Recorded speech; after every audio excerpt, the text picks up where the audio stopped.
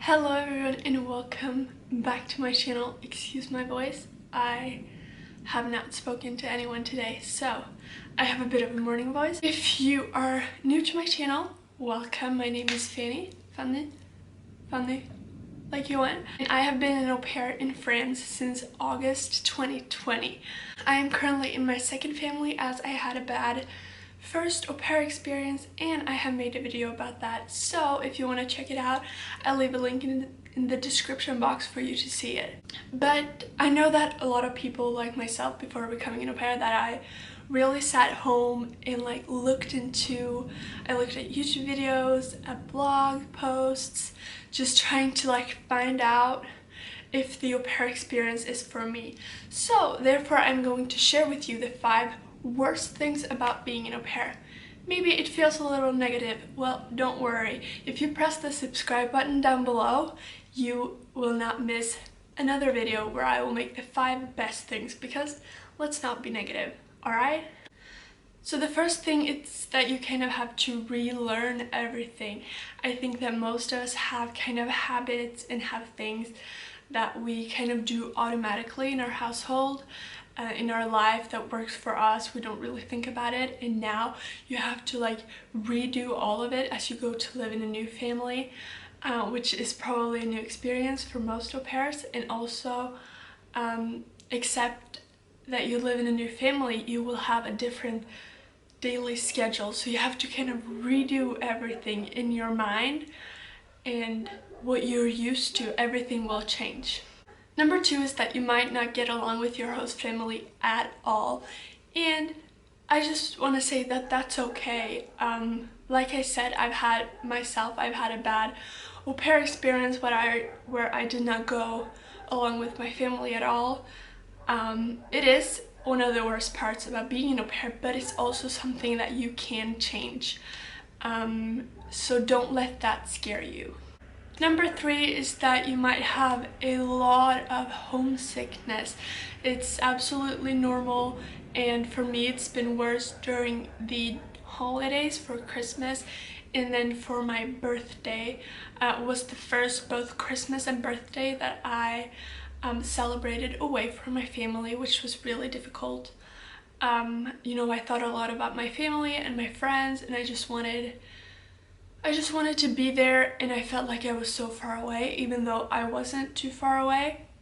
But because of COVID, I wasn't able to go back home to Sweden. Number 4 is kind of the same thing, and is that you can absolutely feel very, very lonely at times. For example, when you're sick or when you celebrate Christmas, you are surrounded by people in your new host family, but you still feel alone because it's not normal for you. It's something brand new, and you know, when you meet the families, they have so much in common and they are family, and you just feel like, but what about me? I want to be with my family too. It can just be basic things that I want to say a joke, but I can't really come up with how to say it in French, so no one will understand.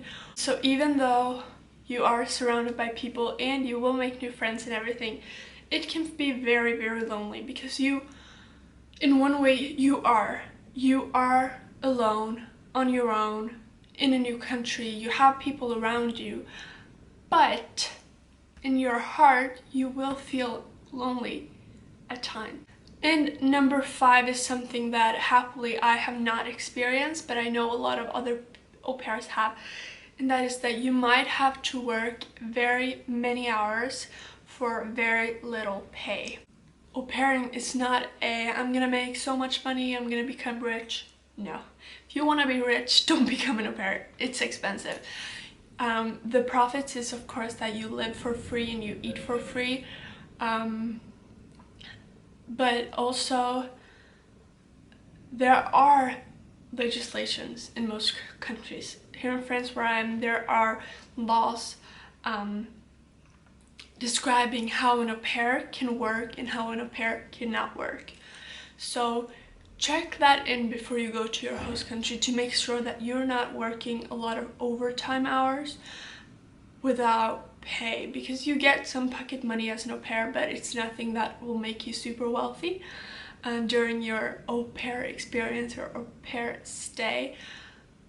But I think most importantly is that you have good working conditions, that you don't work super many hours. Here in France, I think that the legal limit is 30 hours, but I know au pairs that work like 50 hours per week.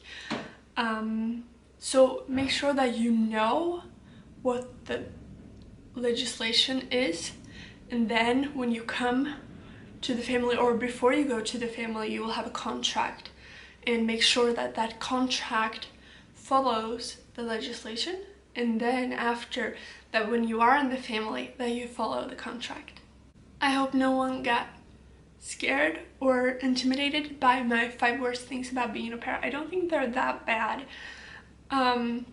I think they're just general things, but as an au pair, this is my experience. This is what I feel are the 5 worst things about being an au pair, even though I have not experienced them all.